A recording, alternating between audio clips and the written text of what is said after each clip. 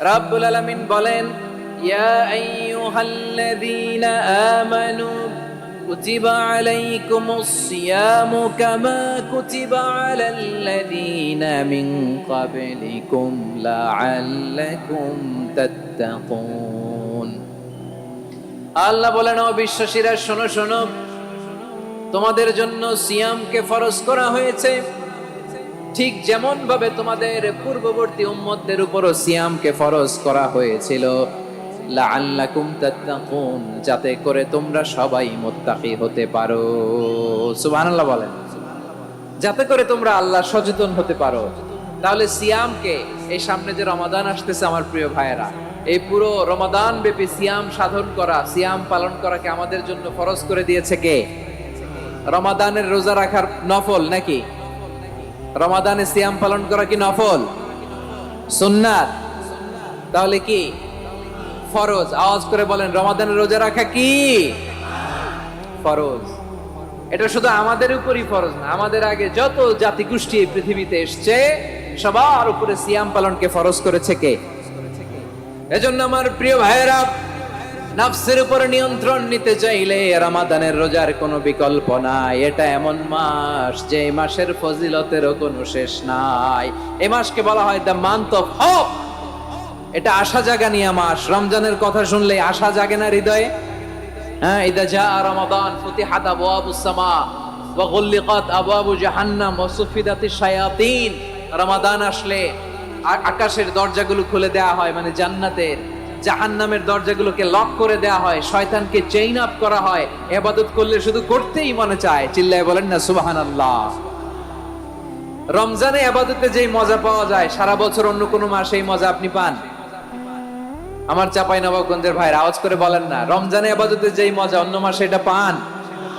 কারণ রমজানে ইবাদত করলে সওয়াবও বেশি, ইবাদতের একটা পরিবেশ থাকে, ঠিক কিনা বলেন?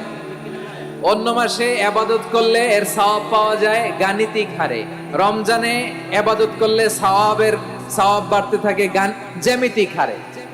সুবহানাল্লাহ কইবেন না? অন্য মাসে সওয়াব বাড়ে গাণিতিক হারে, রমাদানে ইবাদত করলে সওয়াব বাড়ে কিভাবে জ্যামিতিক হারে বাড়ে দেখেন। রমাদানে একটা নফল করলে ফরজের সমান সওয়াব, একটা ফরজ করলে 70 থেকে 700 গুণ সওয়াব, রমজানে উমরা করলে হজের সমান সওয়াব। শাহরু রমাদানাল্লাযী উনজিলা ফীহিল কুরআনু হুদাল লিন্নাস ওয়া বাইয়িনাতিম মিনাল হুদা ওয়াল ফুরকান। আল্লাহ বলেন, রমাদান এমন একটা মাস যে মাসে কোরআন নাজিল করা হয়েছে। আর এই কোরআন হচ্ছে বিশ্ব মানবের জন্য পথ নির্দেশিকা, হেদায়েতের সুস্পষ্ট বর্ণনা এবং সত্য মিথ্যা পৃথক করার আসমানি মানদণ্ড রূপে জামিনে আমাদের জন্য কোরআন নাজিল করেছে কে? আওয়াজ করে বলেন তো, আল্লাহর নাজিল করা এই কোরআনে কোনো ভুল আছে? সবাই বলেন নাই। সবাই বললে এতটুকু আওয়াজ হয় আমি বিশ্বাস করি না।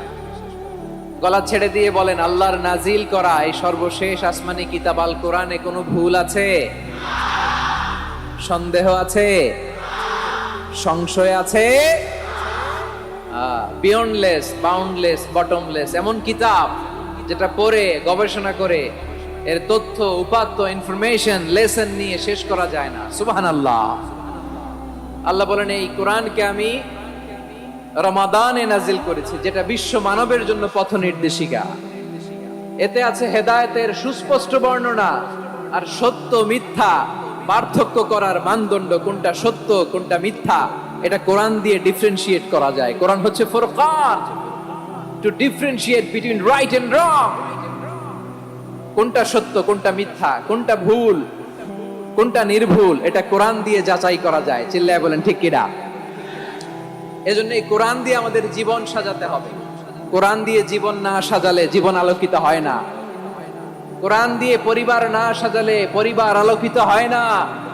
কোরআন দিয়ে সমাজ না সাজালে সমাজটা শান্তিময় হয় না। শুধু দুর্নীতি দমন কমিশন দিয়ে দুর্নীতি বন্ধ করা যায় না। কোরআনের আইন বাস্তবায়ন করা ছাড়া এই সমাজ থেকে দুর্নীতি বন্ধ করা যাবে না। চিল্লায় বলো ঠিক কিনা? আমার প্রিয় ভাইরা, এই কোরআন নাজিল হয়েছে রমাদান আল মুবারক, এই বরকতময় মাসে। তাই আমাদের উচিত এই মাসে আসন্ন যে রমাদান আল মুবারক, এই রমাদানে কোরআনের সাথে নিজেদের সম্পর্ককে বাড়ানো। আমার প্রিয় চাঁপাইনবাবগঞ্জের ভাইয়েরা, আমরা কি আসন্ন রমাদানে কোরআনের সাথে আমাদের অ্যাটাচমেন্ট, সম্পর্ক বাড়াতে চাই? চান সবাই? আপনি কি জানেন কোরআন নিয়ে কোন ফেরেশতা পৃথিবীতে এসেছিল? জানেন ফেরেশতার নাম কি বলেন তো? জিবরিল আলাইহিস সালাম। একটু খেয়াল করে শুনেন, কান দুটো খরগোশের কানের মতো খাড়া করে আমার দিকে তাকান। সাইয়েদনা জিবরিল কোরআন নিয়ে এসেছেন, ফলে উনি হয়েছেন শ্রেষ্ঠ ফেরেশতা। বিশ্ব নবীর উপর কোরআন নাজিল হয়েছে, তাই তিনি হয়েছেন শ্রেষ্ঠ নবী। রমাদানে কোরআন নাজিল হয়েছে, তাই রমাদান হয়েছে শ্রেষ্ঠ মাস। কদরের রাতে কোরআন নাজিল হয়েছে, তাই কদর হয়েছে শ্রেষ্ঠ রাত।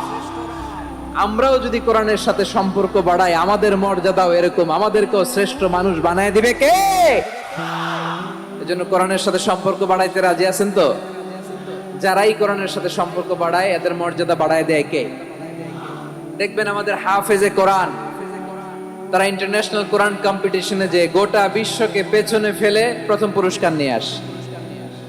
এত ছোট ছোট বাচ্চা, ও সমাজ বোঝে না, রাজনীতি বোঝে না, টাকা পয়সা বোঝে না, কিচ্ছু বোঝে না, কিন্তু গোটা বিশ্বে ওকে সম্মানের চেয়ারে আসীন করেছে কে?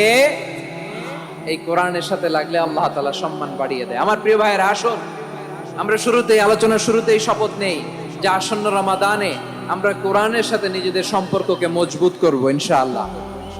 সবাই বলুন ইনশাআল্লাহ। শাবান মাস আসলে, রজব মাস আসলে সাহাবারা কি করতেন আসুন আমরা দেখি, কিভাবে তারা রমাদানকে ওয়েলকাম জানাতেন। রজব শাবান আসলেই ওনারা রমাদান পর্যন্ত পৌঁছার আকুতি, আগ্রহ আর ফরিয়াদ আল্লাহর কাছে জানাতেন আর বলতেন, ইয়া আল্লাহ, রমজান পর্যন্ত আমাদের হায়াত বাড়িয়ে দাও। আল্লাহুম্মা বাল্লিগনা রমাদান, আল্লাহ তুমি রমজান পর্যন্ত আমাদের পৌঁছে দাও। আল্লাহুম্মা বারিক লানা ফি রজব ওয়া শাবান ওয়া বাল্লিগনা রমাদান, আল্লাহ রজব শাবানে বরকত দাও, আল্লাহ রমজান পর্যন্ত তুমি আমাদেরকে পৌঁছে দাও। আওয়াজ করে পড়ে না আমিন। আমার প্রিয় চাঁপাইনবাবগঞ্জের ভাইরা, গত বছর অনেকের সাথে আমরা একসাথে রমাদান কাটিয়েছি, তাদের অনেকে দুনিয়াতে এখন বেঁচে নাই, এরকম আছে না নাই? এই যে আরো 7 দিন বাকি রমাদান আসতে, এই 7 দিন পর্যন্ত আমরা রমাদান পাবো, কোনো গ্যারান্টি আছে? আচ্ছা, এই বছর যদি খুশনসিব হয় আমাদের, আমরা যদি পাই, আগামী বছরও যে রমাদান আমরা পাবো, কোনো গ্যারান্টি আছে? তাহলে আসুন আমরা ভেবে নেই, হতে পারে this Ramadan could be the last and final Ramadan in our life. হতে পারে এই রমাদানই হতে পারে আমার জীবনের শেষ রমাদান। ঠিক কিনা বলেন? তাই আসুন আমরা আল্লাহর কাছে দোয়া করি, আল্লাহুম্মা বাল্লিগনা রমাদান, আল্লাহ তুমি রমাদান পর্যন্ত আমাদেরকে পৌঁছে দাও। আওয়াজ করে পড়েন আমিন। ইবনু রাজব আল হাম্বলি লাতাইফুল মাআরিফের মধ্যে লিখেছেন, সাহাবারা ওনারা রমাদান কেন্দ্রিক, আমাদের সালাফ সালফে সালেহিনরা রমাদান কেন্দ্রিক জীবন কাটাতেন। ওনারা রমজান আসার 6 মাস আগে আল্লাহর কাছে দোয়া করতেন, আল্লাহ রমজান পর্যন্ত পৌঁছে দাও। রমজান চলে যাওয়ার পরে বাকি 6 মাস আল্লাহর কাছে দোয়া করতেন, আল্লাহ এই রমাদানে যে ইবাদত করেছি, ইবাদত গুলো তুমি কবুল করে নাও। সুবহানাল্লাহ। তাহলে পুরো বছর রমাদান কেন্দ্রিক জীবন। রমজান আসার আগে 6 মাস দোয়া করতো, আল্লাহ আমরা যেন রমজান পাই। রমজান চলে যাওয়ার পরে বাকি 6 মাস বলতো, আল্লাহ রমজানে যে ইবাদত করেছি এগুলো তুমি কবুল করে নাও। সুবহানাল্লাহ। আবার এই শাবান মাসে আল্লাহর হাবিব সাল্লাল্লাহু আলাইহি ওয়াসাল্লাম সবচেয়ে বেশি রোজা রাখতেন। কানা ইয়াসুমু শাবানা কুল্লাহ, সবচেয়ে বেশি রোজা রাখতেন শাবান মাসে। ওয়া কানা ইয়াসুমু শাবানা ইল্লা কলিলা, শাবানের অল্প কয়েকদিন ছাড়া পুরো শাবানটাই বিশ্বনবী রোজা রাখতেন। সুবহানাল্লাহ পড়েন। এই শাবানে আপনারা রোজা রাখছেন তো? রাখছেন? আল্লাহ তুমি কবুল করো। আমরা সবাই পড়ি আমিন। মাইকের সাউন্ডটা একটু উইক মনে হচ্ছে, একটু স্ট্রং করতে হবে সামান্য। মাইক অপারেটর যিনি আছেন একটু স্ট্রং করবেন, আমার শাউট করে কথা বলা লাগছে, একটু স্ট্রং করবেন মেহেরবানি করে।